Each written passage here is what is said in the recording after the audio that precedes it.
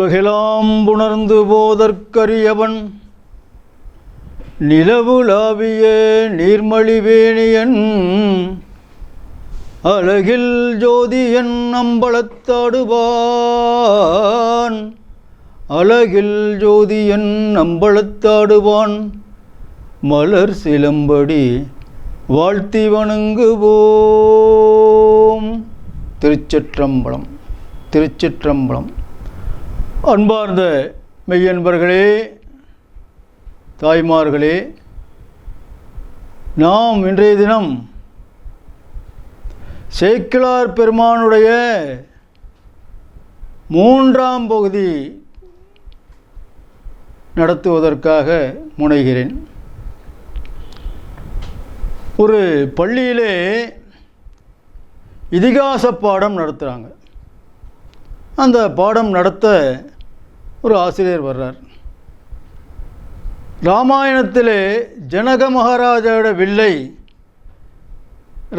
ஸ்ரீராமர் உடைத்தார் என்ற கதையெல்லாம் தெளிவாக சொல்லிட்டு போகிறார். தெளிவாக சொல்லிக்கிட்டு இருக்கார். அப்போது பையங்க அப்படி இப்படி பார்த்த மாதிரி இருந்ததுனால அந்த ஆசிரியர் கேட்டார், காதலன் என்ன நுழைஞ்சதா? அப்படி காதலன் நுழைஞ்சதான்னு கேட்குறேன். அந்த பையன் சொல்கிறார், எல்லாம் நுழைஞ்சிரு சார், வாள் மட்டும் நுழையணுன்னார். என்னடா சொல்கிற? உங்கள் சேர் அடியில் பாருங்கள், ஒரு அணில் ஒன்று போயிட்டுருக்கு, அதான் அந்த ஓட்டையில் நுழைஞ்ச பற்றி சொன்னேன். சரின்னு வந்தாச்சு. அடுத்த நாள் இந்த பாடத்திற்காக இன்ஸ்பெக்டர் வர்றார். இந்த பாடம் தேர்வு செய்வதற்காக. அப்படி இன்ஸ்பெக்டர் வர நேரத்தில் ஒரு கேள்வியை கேட்குறார் இதிகாசத்திலேருந்து. அந்த பாட ஆசிரியர், பள்ளி ஆசிரியர் அங்கே இருக்கார், அந்த கிளாஸ் ஆசிரியர். ஜனகனின் வில்லை யார் உடைத்தது அப்படி ஒரு கேட்குறார். முதல் நாள் தான் நடந்திருக்கு பாடம். இல்லாமல் பதில் சொல்லலை, ஒரு மாதிரியாக பார்க்குறாங்க. மீண்டும் கேட்குறார், ஜனகனின் வில்லை யார் உடைச்சது? ஒரு பையன் மெல்லமாக ஏந்திரிச்சான். அப்பாடி, இந்த பையன் சொல்ல போகிறார் அப்படின்னு இன்ஸ்பெக்டர் நினைக்கிறார். சார், நான் உடைக்கலை சார்னா. அப்புறம் அப்படியே அந்த வகுப்பாசிரியரை பார்க்குறார் அந்த இன்ஸ்பெக்டர். அவர் சொல்கிறாரு, சார் அவர் ரொம்ப நல்ல பையன் சார். உடனே அவருக்கு கொஞ்சம் ஒரு மாதிரியாக கோபம் வந்துருச்சு. உடனே தலைமை ஆசிரியர்கிட்ட போகிறார். என்னப்பா இப்படியெல்லாம் காட்ட, இப்படியெல்லாம் பதில், வேணும்னா வேறு வில்லு எடுத்து கொடுக்கலாம் சார், இல்லை வில்லு வாங்கிறோன்னு சொல்லி முடிக்கிறார். எதுக்கு சொல்ல வர்றேன்னா, நம்முடைய இதிகாசங்களை பற்றி நாம் எந்த அளவுக்கு ஆழமாக நினைவிலே வைத்துக்கொள்கிறோம் என்பதை பற்றி இது ஒரு சான்று. ஆகவே சேக்கிழார் பிரான் அந்த உலகெல்லாம் உணர்ந்து என்று சிவபெருமான் அடியெடுத்து கொடுத்த அந்த நிலையிலே 2ஆம் பகுதியிலே முடித்தோம். அதற்கு பிறகு அனபாய சோழன் தன்னுடைய இருப்பிடத்திற்கு செல்கிறார். அரண்மனையில் சென்ற பிறகு சாதாரணமாக அரசரை ஏதாவது சொன்னாதான் மந்திரிகளோ சேனாதிபதியோ மற்றவங்க சிந்திப்பாங்க, தூக்கம் வராது அரசர் கட்டளை ஏதாவது வந்துருச்சுன்னா. ஆனால் சேக்கிழார் சொன்ன வார்த்தை ராஜாவுக்கு தூக்கம் வரல. என்னென்ன சொன்னார்னு அப்படியே அசை போடுறார். சேக்கிழார் காவிய ஆசிரியராக பிறப்பிலிருந்து பிறந்திருக்கிறார். அது பொதுவான ஒரு விஷயம். சேக்கிழாருடைய முன்னோர்கள் அரசியலில் ரொம்ப ஈடுபாடு கொண்டு அரசருக்கே யோசனை சொல்கிற அளவுக்கு, ஆலோசனை சொல்கிற அளவுக்கு அவருடைய முன்னோர்கள் இருந்திருக்கிறார்கள். அதை தவிர இப்போ அனபாய சோழன் சிந்திக்கிறார். எதையெல்லாம் சேக்கிழார் சொல்லி இவருக்கு அறிவுறுத்தினாரோ அதை பற்றியெல்லாம் நினைவூட்டல் பண்ணுகிறார், அசை போடுகிறார். சைவம் வளர்ந்தால்தான் செந்தமிழும் தமிழ் பண்பும் வளரும் என்று சொன்னாரே, அப்படி ஒரு நீர் படிப்பது அவகதைகள். இந்த அவகதைகள் இன்மைக்கும் பயன் தரா, மறுமைக்கும் உதவா என்று சொல்லிட்டாரு. அதே போன்று திருத்தொண்டர் தொகை என்கின்ற ஒரு மகா காவியத்தை சுந்தரமூர்த்தி நாயனார் எழுதியதாக அதன் சிறப்பை சொன்னார். அதே போன்று அந்த நூலுக்கு நாரையூர் பொல்லா பிள்ளையார் என்பவர் பொருள் சொன்னதாக சொன்னார், விவரித்து சொன்னதாக சொன்னார். அந்த நூலை நாரையூர் நம்பியாண்டவர் நம்பி என்பவர் அந்த நூலுக்கு திருவந்தாதி பாடியதாக சொன்னார். இப்படிலாம் அவர் அசை போடுறார். அசை போட்ட பிறகு மிக சிறப்பாக ஒரு விஷயம் அவர் மனசில் தென்படுது. உங்களுடைய முன்னோர்கள் திருமுறை கண்ட ராஜராஜ சோழன் மற்றும் சிவாச்சாரியர்கள் எல்லாம் சேர்ந்து, அந்த சிவனடியார்கள் எல்லாம் சேர்ந்து அந்த நூலை மிகவும் பாராட்டி உலகிலே விளங்கச் செய்தார்களே. அப்படிலாம் சேக்கிழார் சொன்னது ரொம்ப மனசில் ஈர்ந்து போச்சு, அவர் ஈர்த்து போச்சு. சரி, இத்தனையும் சொன்னால் நல்ல காரியம்தான் நாம் பண்ணியிருக்கோங்கிற ஒரு முடிவுக்கு அவர் வந்துட்டார். அந்த நேரத்தில் முதல்ல சொன்ன மாதிரி சிதம்பரத்திலே அந்த காவியம் பாடுவதற்காக சேக்கிழார் பெருமான் அமர்ந்திருக்கிறார். அதற்குன்னு ஒரு மேடை போட்டு அங்கே சிதம்பரத்தில் பார்த்தீங்கன்னு சொன்னால் சரியான வரவேற்பை பற்றி ஏற்கனவே சொல்லியிருக்கேன். இந்த வரவேற்பெல்லாம் முடிஞ்ச அந்த ஊர்வலம் வருகின்ற நேரத்திலே மிக சிறப்பான வகையிலே ஒவ்வொரு வாசலிலும் வாழைக்கன்று, மாவிளை தோரணம், மாங்கோளம், மாவாழை கோலம் போடுறது, இரண்டு பக்கமும் நல்ல தீபம் ஏற்றி வைக்கிறது, குத்துவிளக்கு போன்ற விளக்குகள், தோரணங்கள், இப்படி ஊரே திருவிழா கோலமாக இருக்கிறது. இதையெல்லாம் தாண்டி அவர் அந்த சபைக்கு வர்றார்.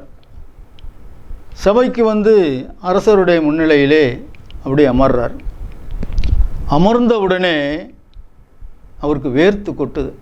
ஏன்னா சபையில் பல்வேறு அறிஞர்கள், பெரியவர்கள், பல்வேறு நாட்டிலேருந்து வந்திருக்கிற அரசர்கள் எல்லாரும் இருக்காங்க. எல்லார் மத்தியில் அவர் உட்கார்ந்துருக்கார் ராஜ மரியாதையோடு. அவருக்கு நடுங்குது, வேர்த்து கொட்டுது. இதை கவனித்தார் அனபாய சோழன். கவனித்த மாத்திரத்திலே சற்றும் சளைக்காமல், யோசிக்காமல், செஞ்சாமரம்னு சொல்கிற வெண்சாமரம், அந்த வெண்சாமரம் இரு கையிலும் எடுத்து சேக்கிழாருக்கு விசிறுகிறார். இதை பார்த்த சேக்கிழார் அதிர்ந்து போய் எழுந்து நின்று, மன்னரே அப்படின்னு சொல்லி அவருக்கு சமாதானம் செய்கிறார். அப்படி ஒரு நிலையிலே அந்த வேர்ப்பதெல்லாம் முடிஞ்ச பிறகு இறைவனை நோக்கினார். எப்போ பார்த்தாலும் சிவனடி அந்த மறவாத நிலை, சிவனோடு ஒன்றரை கலந்த மாதிரி, இரண்டரை கலந்த மாதிரி ஒரு நிலைக்கு அவர் வந்து விட்டார். உடனே பெரிய புராணம் ஆரம்பித்த அந்த நிலையிலே முதல்ல சிவபெருமானை நோக்கி பாடுகிறார். பித்தா பிறை சூடி பெருமானே அருளாலா, அத்தா மறவாதே நினைக்கின்றேன் மனத்துன்னை, வைத்தாய் பெண்ணை தென்பால் வெண்ணை நல்லூர் அருட்துறையும், அத்தாயன காளாயினி அல்லே நெனலாமோ. அப்போ தான் பாடி முடிஞ்ச உடனே, சித்தமெல்லாம் எனக்கு சிவமயமே இறைவா,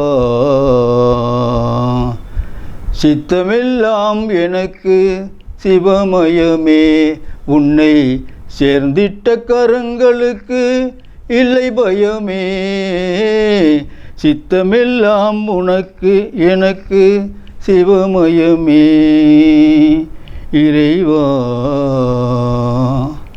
அத்தன் இல்லாமல் ஒரு அம்மை இல்லை, அத்தன் இல்லாமல் ஒரு அம்மை இல்லை, அந்த அம்மை இல்லாமல் இந்த பிள்ளை இல்லை இறைவா. சித்தமெல்லாம் எனக்கு சிவமயமே இறைவா. இப்படியெல்லாம் சிவபெருமானை பதியம் பாடி வணங்கிய சேக்கிழார் பெருமான் ஒவ்வொரு நாயன்மார்களை பற்றியும் அவருடைய சேவையை பற்றியும் அவர்களுடைய வாழ்க்கை தரத்தை பற்றியுமெல்லாம் ஒவ்வொரு நாயன்மாருடைய கதைகளாக சொல்ல ஆரம்பித்தார். அது மட்டுமல்லாமல் சாதாரணமாக இல்லறத்திலே இருந்து சிவனுக்கு பக்தி செலுத்தி குடும்ப சகிதமாக அருள் பெற்ற அடியார்களின் கதை மத்தியிலே. அது மட்டுமல்லாமல் சிவனடியார்களை பகைத்து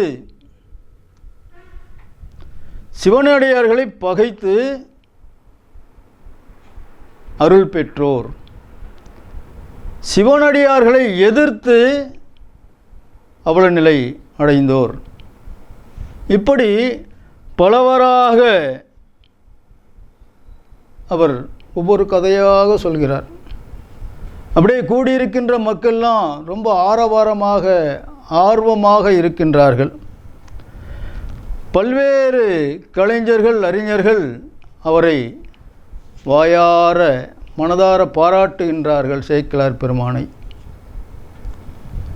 அதற்கு பிறகு பார்த்தீங்கன்னா சிறுத்தொண்ட நாயனாரை பற்றி சொல்கிறார்.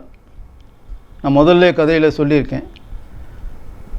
சிறுத்தொண்ட நாயனார் அப்படி ஒரு தொண்டு மனப்பான்மை நிறைந்தவர். அந்த சிறுத்தொண்ட நாயனார் பக்தி மிகுதியினாலே சிவபெருமான் பிள்ளைக்கறி கேட்டு அந்த பிள்ளை கறியையும் கொடுக்க முயன்று கொடுத்தவர் சிறுத்தொண்ட நாயனார். அப்படிப்பட்ட கதைகள்லாம் சொல்கிறார். அதற்கு பின்னே பார்த்தீங்கன்னா பூசலார் நாயனார். அந்த பூசலார் நாயனார் ஒரு சிறந்த ஒரு பக்தர். இதெல்லாம் கதையில் வரும். அந்த பூசலார் நாயனாரை பற்றி சொல்கிறாரு. எப்படி சொல்கிறாரு? பூசலார் நாயனார் அவருடைய வாழ்க்கை ரொம்ப சாதாரண வாழ்க்கை. என்ன வாழ்க்கை? சிவனுக்கு தொண்டு செய்வது, சிவன் அடியார்களுக்கு தொண்டு செய்வது, ரெண்டே அம்சத்திட்டம்தான். அதற்கு பின்னாலே ஒரு ஆலயம் எழுப்ப வேண்டும் என்று அவர் முயற்சி செய்கிறார். அவர் ரொம்ப எளிமையான சாது நாயன்மார். எங்கெங்கோ நிதியெல்லாம் கேட்க முயற்சி பண்ணுறார். இன்னுமோ தெரியல, நிதியெல்லாம் கிடைக்கல. ஆனால் ஒரு முடிவு செய்கிறார். அவருடைய மனத்திலே சிவனாலயத்தை கட்டுகின்றார். மனத்திலே சிவனாலயத்தை கட்டி மனத்திலே அவர் பாடலெல்லாம் பாடுகின்றார். அந்த ஆலயத்துடைய இறைவனை உள்ளே இருக்கிறார் அப்பன்.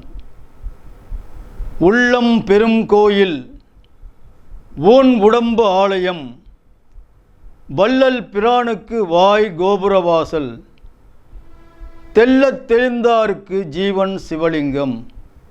இது சித்தர்களுடைய பாடல். அடுத்து பார்த்தீங்கன்னா அதே சித்தர் பாடலில் மனமது செம்மையானால் மந்திரம் ஜபிக்க வேண்டாம், மனமது செம்மையானால் வாயுவை உயர்த்த வேண்டாம், மனமது செம்மையானால் வாசியை நிறுத்த வேண்டாம், மனமது செம்மையானால் மந்திரம் செம்மை. இந்த ரெண்டுமே சித்தர்களுடைய பாட்டு. அந்த காலத்து சித்தர்களுடைய பாட்டை மையமாக வைத்து, தனக்கு முன்னோர் காட்டிய வழிகாட்டுதல் மையமாக வைத்து பூசலார் சுவாமிகள் மனத்திலே உள்ளத்திலே கோயில் கட்டுறார். உள்ளத்திலே கோயில் கட்டி ஆனந்த தாண்டவம் ஆடுறார். சிவபெருமான் மாதிரி என்னப்பன் அல்லவா என் தாயும் அல்லவா, என்னப்பன் அல்லவா என் தாயும் அல்லவா, பொன்னம்பலத்தவா பொன்னம்பலத்தவா, பொன்னம்பலத்தவா பொன்னம்பலத்தவா, என்னப்பன் அல்லவா என் தாயும் அல்லவா. இப்படி மனதிலே ஆலயம் கட்டிவிட்டார். அந்த ஆலயம் கட்டுவதற்கான அந்த அஸ்திவாரத்தை அந்த சித்தர்கள் பாடல் மூலியமாக அவர் பெற்றார். அந்த ஆலயத்திற்கு உள்ளே இருக்கின்ற சிவபெருமானுக்கு பாட்டும் பாடுகிறார், பதிகம் பாடுகிறார். ஒரு தேதியை முடிவு செய்தார், கும்பாபிஷேகம். அந்த கும்பாபிஷேக தேதி எல்லாம் மனக்கண்ணாலே மனத்திலே தான். அந்த கும்பாபிஷேக தேதிக்கு சிவபெருமான் மற்றொரு இடத்திற்கு செல்ல வேண்டிய பெரிய கும்பாபிஷேகம் விட்டுவிட்டு இந்த மனத்தாலே கோயில் கட்டிய பூசலால் நாயனாருக்கு அருள் கொடுத்தார். அப்படிப்பட்ட சிறப்பானதொரு கதைகள்லாம் சேக்கிழார் சொல்லலானார். அடுத்த பகுதி 4ஆம் பகுதி. 4ஆம் பகுதி நிறைவு பகுதியாக இருக்கும். ஆகையினாலே 4ஆம் பகுதியிலே நிறைய விஷயங்கள் வரும். அதை அனைவரும் பார்க்க வேண்டுமாய் கேட்டுக்கொள்கிறோம். திருச்சிற்றம்பலம். திருச்சிற்றம்பலம். அனைவருக்கும் வணக்கம்.